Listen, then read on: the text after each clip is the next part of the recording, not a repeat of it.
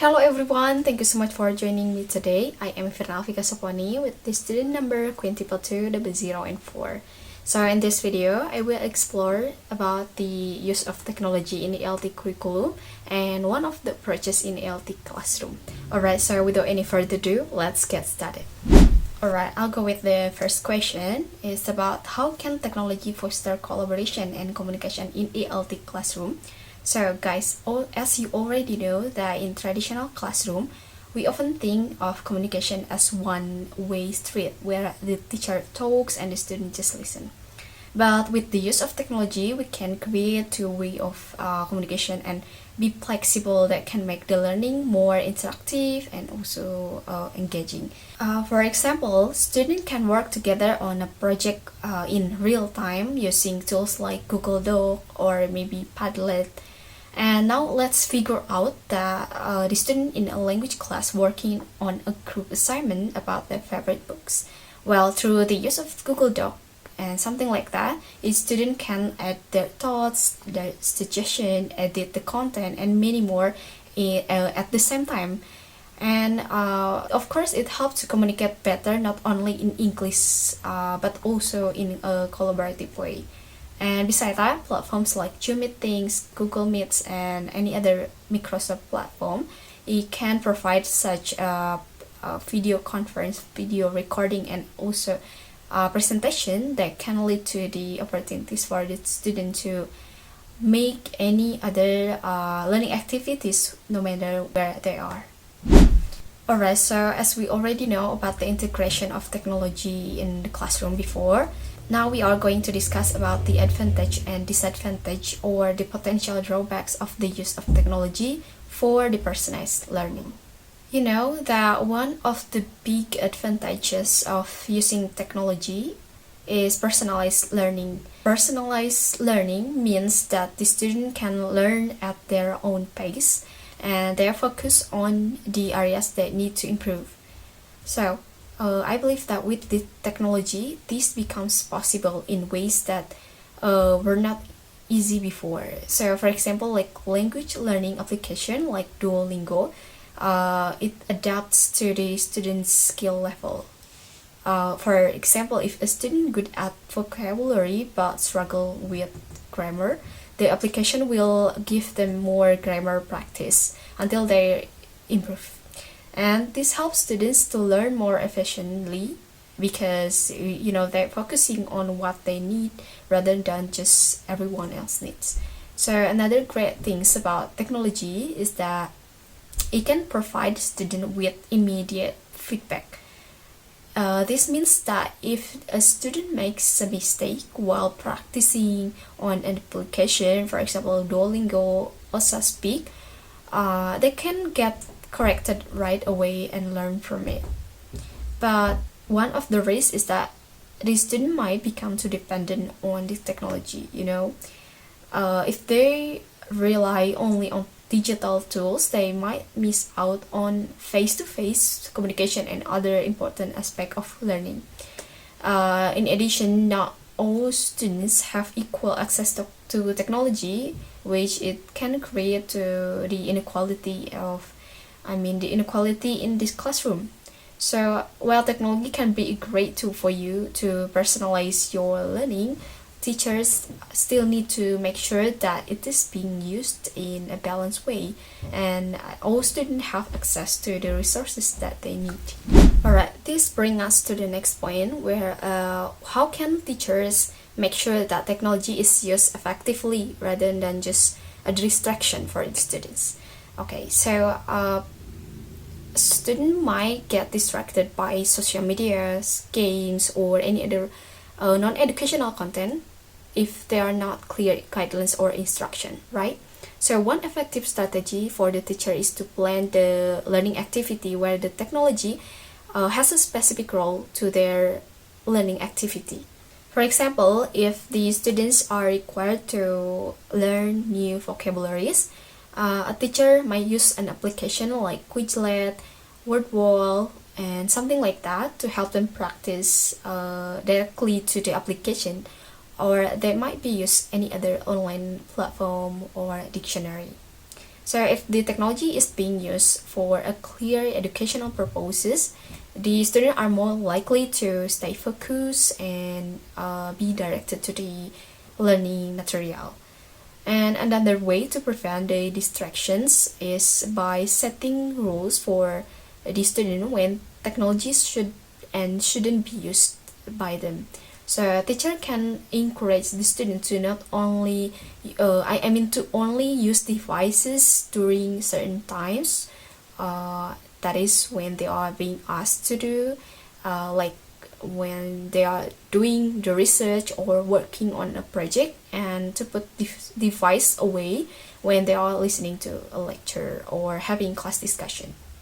And the last one is teacher can make the learning process more engaging by integrating the technology itself, as I have mentioned before, into the activity for the students. For example, students can create short videos or podcasts about what they have learned.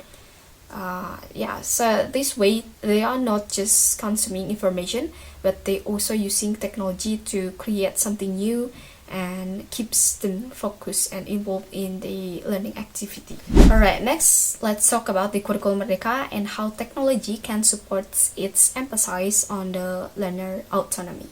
So, according to one of the principles of Kurikulum Merdeka encourages students to take more control over their own learning, which is it's a big shift from traditional teaching methods where the teachers is used to be the main authority, to the main character in the classroom, right? So the digital tools can help make this happen in few ways. For example, learning management system or LMS or any other local platforms of that school or the campus like SIAKAD, SIMAK and something like that. It can help the students to track their assignments. They can also access study materials and even managing their own learning schedules. So these platforms put control in the students' hand, where they can decide when to study, when to focus on, and how to engage with the content. Moreover, tools like online quizzes or any other learning application, it can provide students with the personalized feedback, which they can use to improve their skills. So this promotes such a self-directed learning where the students are not just waiting for the teachers to give the feedback, but they rather to actively working on to assess and improve their own skill. And for the fifth question is, how can curriculum evaluation help improve learner outcomes in English language teaching? Okay, so the curriculum evaluation is another key part of improving our way of teaching, right? So I believe that it is important to regularly check how well the curriculum is working, and we can make such adjustment if it's needed. This is especially important in English language teaching, where the students may have different progress of speaking, writing, reading, and listening, or any other different learning needs. So through the technology assistant, the teacher can easily assess the students. Assess the students' progress, because it is such curriculum evaluation, right? So for example, the teacher can use online quizzes or any other platform that provide the quiz, the sharing and feedback session.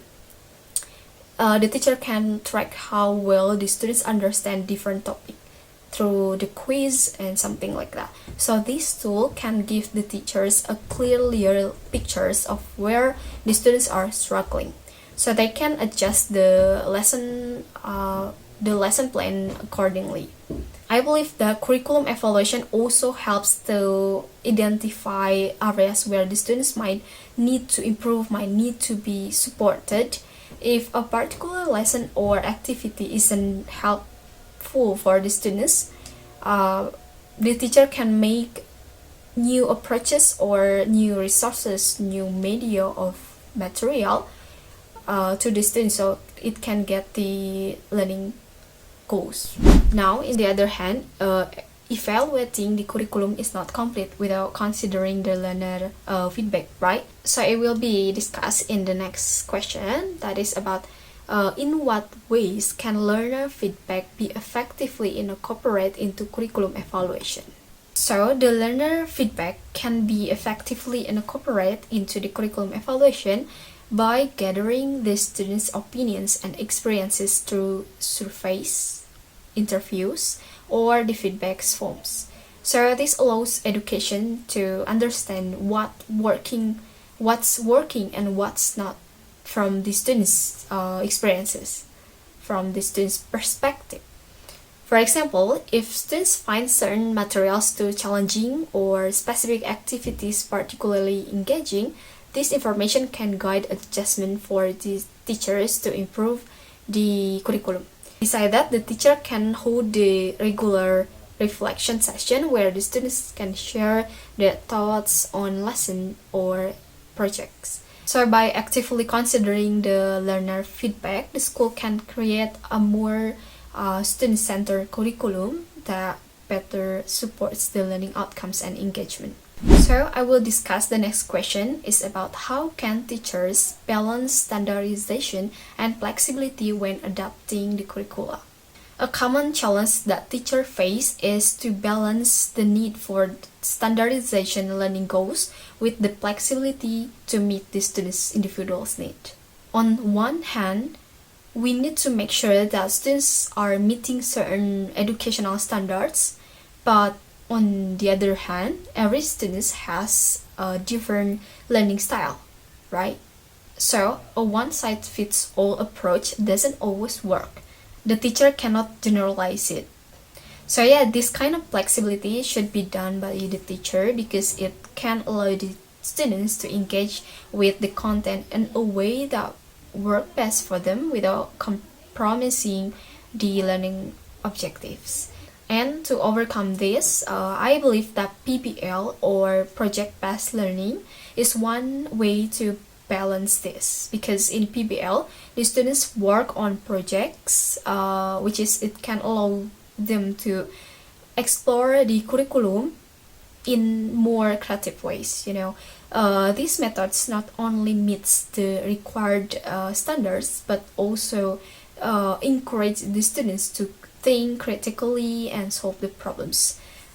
So yeah, it can make the learning process more flexible for the students. The next question is, in what ways does PBL aligns with the Curriculum Merdeka's emphasis on learner autonomy and creativity?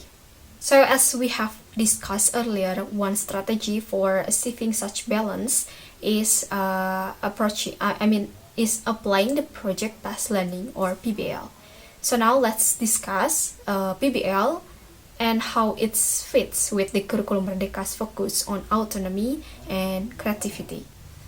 So through PBL, it allows students to work on real-world projects. They tend to make the project work, which is it requires them to think critically, solve the problems, and even use their creativity in developing their ideas, right? So this aligns with the Curriculum Merdeka because it encourages the students to take control of their own learning and express their ideas in more innovative ways. For example, instead of just reading about a topic, students might work on a project where they create videos. For example, they create or designing a website or carry out a survey, right? So this type of learning is what we call as hands-on and student-centered, because it allows them to explore the topic that interests to them while still meeting the learning objectives. Related to the previous discussion, the next question is, what are the advantages and limitations of PBL compared with the traditional lesson formats? I believe that one key advantage is that it encourages the students to take the deeper learning experience by, since it allowing the students to apply knowledge, to apply their insight in real-world scenarios or real-world project. PBL can promote their critical thinking, problem solving, and even the collaboration, because the students often work in teams to complete the project, right?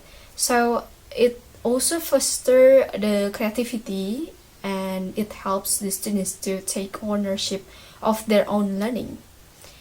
But yeah, however, PBL has its limitation because it can be time consuming, because it's very complex process. It can be also requiring more planning and resources, and not all the students may be comfortable with the level of autonomy that PBL demands, and some may struggle with the group dynamic or uneven participation between the members.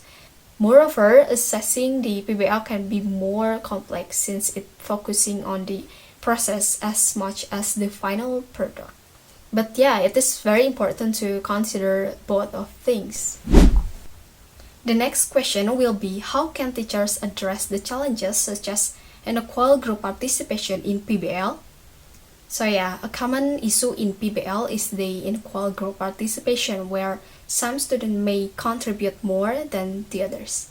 Some students might take the lead while the others might not contribute as much as them. So the teacher in this way can manage these by giving each student a specific role or specific responsibility within the project.